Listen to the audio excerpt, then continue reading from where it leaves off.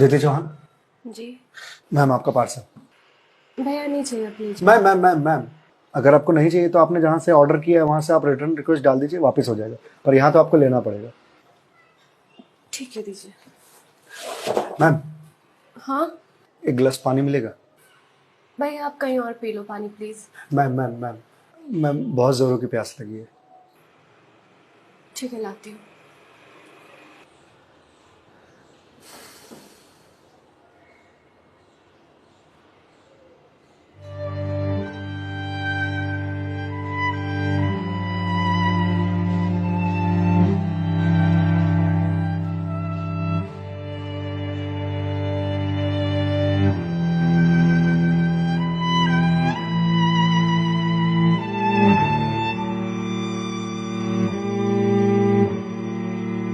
लीजिए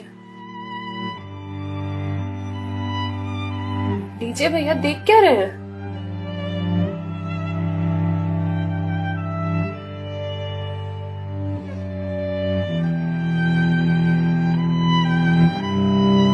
मैम आपको कोई दिक्कत है? मतलब आप किसी परेशानी में हैं? भैया पानी पीकर ग्लास दीजिए आप। मैम छोटा मुंह बड़ी बात कह रहा हूँ, पर अगर आप किसी परेशानी में हैं तो आप मुझे बता सकती हैं। भैया आप पानी पीजिए, ज्यादा समाज से भी मत बनिए। मैम दुख बांटने से कम होता है। अच्छा, और आपको किसने कहा कि मैं दुखी हूँ? मैम अगर आप दुखी नहीं हैं तो फिर वो फंदा क्यों लगा रखा है?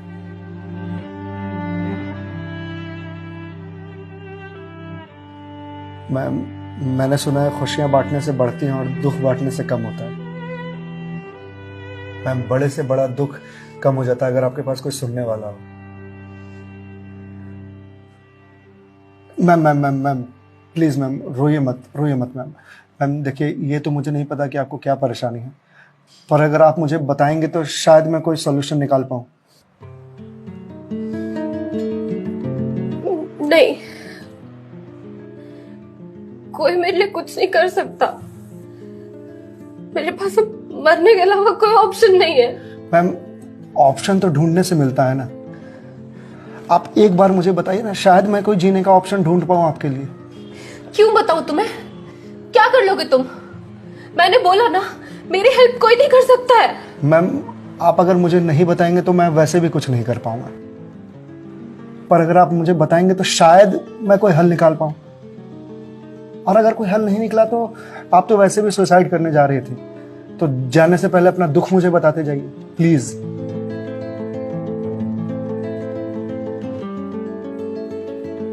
Please ma'am.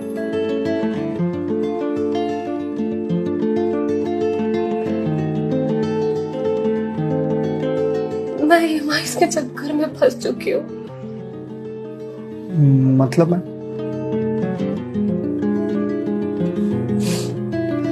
कुछ साल पहले एक कोर्स के लिए मैंने लोन लिया था, फिर उसके कुछ वक्त के बाद एक और लोन, और ये लोन का सिलसिला यूं ही चलता गया।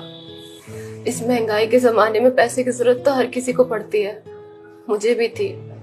मैंने प्राइवेट कंपनी से भी लोन लिए, ज्यादा ब्याज पर, और अब मैं उन्हें चुका नहीं पा रही हूँ। क्यों मैम, आपके पास जॉब तो होगी ना? जॉब थी, पर मैं जिस कंपनी में जॉब करती थी उस कंपनी ने मुझे ये कहकर टर्मिनेट कर दिया कि फाइनेंशियल लॉस के कारण वो मुझे और मुझ जैसे कुछ एम्प्लॉयज को सैलरी नहीं दे सकते। तो मैम आप किसी और कंपनी में ज्वाइन कर लो, बहुत सारी कंपनीज हैं यहाँ तो। तुम्हें क्या लगता है मैंने अप्लाई करने का ट्राई नहीं करा होगा? जॉब नहीं खोजी होगी? बहुत की थी, पर इस रिसेशन के जमाने में जॉब मिलना कितना मुश्किल है ये तुम जैसे डिलीवरी बॉय को क्या पता।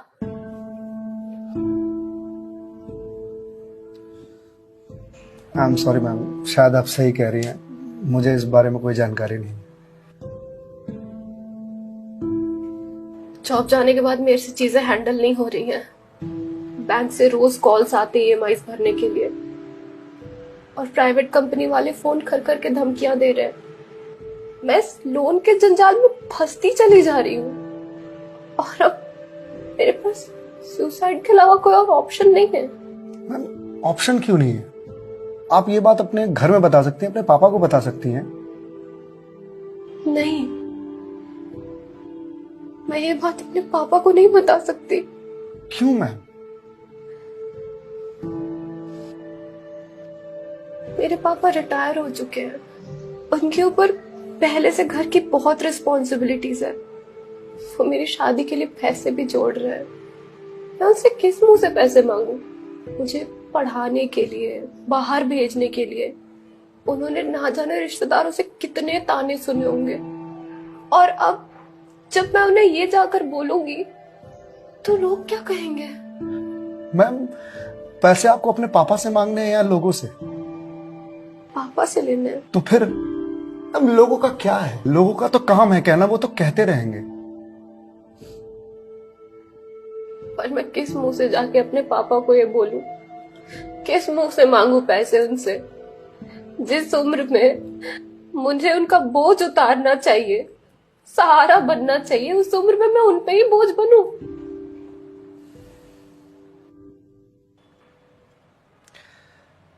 मैम एक बात बताएंगे आप? बचपन में आपके सबसे फेवरेट चीज क्या थी? बचपन में मुझे साइकिल का बहुत शौक था। तो मैम आपको साइकिल किस एज में मिली थी? यही कोई 8 साल की होंगी मैं। तो साइकिल तुरंत मिल गई थी आपको? नहीं, पापा तो मान ही नहीं रहे थे। बोल रहे थे गिर जाएगी, चोट लगा लेगी। तो फिर कैसे साइकिल मिली? बहुत जिद की थी मैंने, बहुत। खाना पीना सब छोड़ दिया था। तो मैम साइकिल के लिए जो जिद किया आपने, तो शर्म आई होगी आपको? तो मुझे मुझे क्यों शर्म आएगी? पापा है वो मेरे, उनसे जिद नहीं करूंगी तो किससे जिद करूंगी? तो मैम जब बचपन में साइकिल के लिए जिद करने में शर्म नहीं आई तो अब क्यों आ रही है? मैम अभी आपने कहा कि आपके पापा आपकी शादी के लिए पैसे जोड़ रहे हैं, और आप तो यहां सुसाइड कर रही हो। तो वो उन पैसों का क्या करेंगे? या उन्हें यह जानकर बहुत खुशी होगी कि उनकी बेटी ने शादी का बोझ हल्का कर दिया उनके सिर पर से। मैम आपको मालूम है, हमारे जनरेशन की दिक्कत यही है कि हम अपने आप को इतना बड़ा समझ लेते हैं कि हम अपने पेरेंट्स से ही अपनी बात छुपाने लगते हैं। कभी ये कहकर कि पापा मम्मी नहीं समझेंगे, या कभी ये कहकर कि मैं उन्हें परेशान नहीं करना चाहती, या कभी ये कहकर कि हम दोनों की सोच नहीं मिलती है।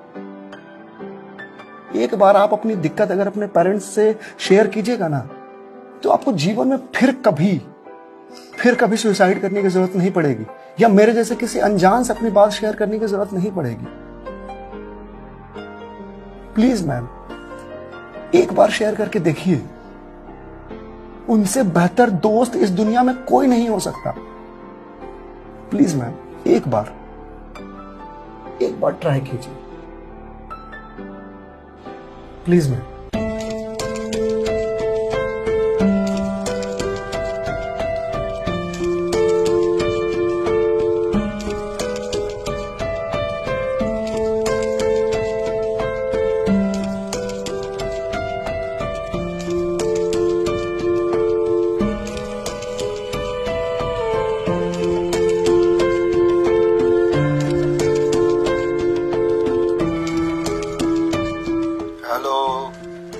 हेलो पापा। हाँ दीदी बोल, कैसी है बेटा? पापा मुझे आपसे कुछ बात करनी है। हाँ बोल ना बेटा। पापा मैं क्या हुआ बेटा? पापा मैं बहुत परेशान हूँ। हाँ तो मुझे बता ना, किस लिए परेशान है? अदिति बेटा रो क्यों रही है, बता ना क्या बात है? पापा वो मैंने बैंक से लोन ले रखा था ना।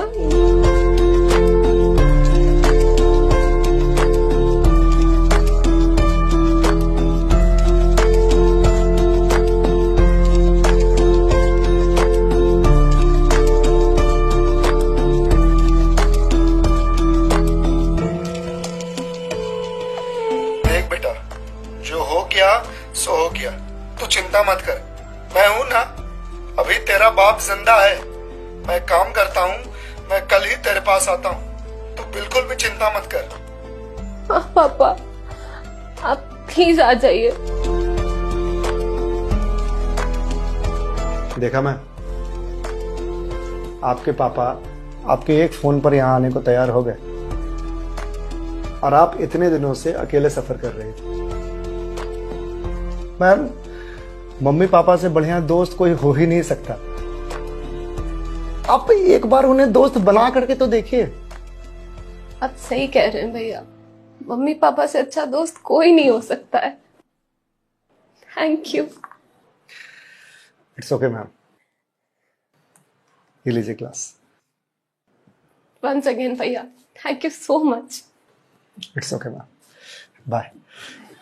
मैम, जी मेरे पास आपके लिए कुछ है, यहीं रुकिएगा, मैं थोड़ी देर में आता हूं।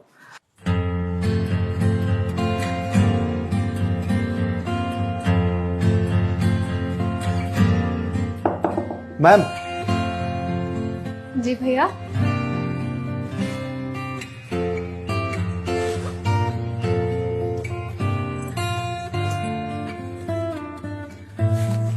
मैम, ये आपके लिए। भगवत गीता? जी मैम। मैम, 2020 का साल मेरे लिए बहुत बुरा था। कोरोना में मेरी जॉब चली गई। पहले के कुछ महीने जो थे वो तो सेविंग्स से निकल गए, लेकिन उसके बाद के कुछ महीने बहुत ज़्यादा टफ था। मेरे ऊपर भी आपके ही तरह बहुत सारे EMIs थे जो मैं पे नहीं कर पा रहा था, जिस वजह से मैं बहुत परेशान था और सुसाइड करने की सोचने लगा था। और एक दिन तो सुसाइड करने निकल भी गया था, लेकिन पापा ने मुझे पकड़ लिया। पहले तो बहुत डांटा,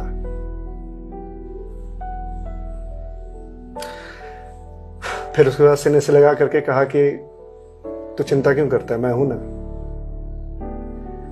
उन्होंने ही मेरे सारे बिल्स पे किए और उसके बाद ये भगवत गीता दिया मुझे और बोला, बेटा जीवन में जब भी कोई परेशानी आए, किसी चीज का हल ना मिले तो ये पढ़ लेना। इसमें जीवन की सारी परेशानियों का हल तुझे मिल जाएगा।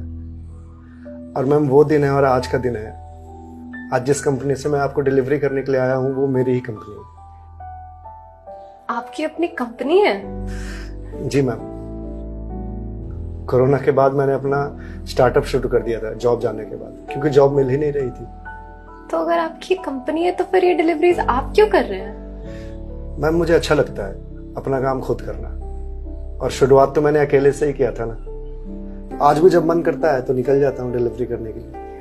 और देखिए, आज तो निकलना मेरा सफल रहा, आपसे मुलाकात हो गई। और जो सीख मुझे भगवत गीता से मिली वो मुझे आपको देने का मौका मिला।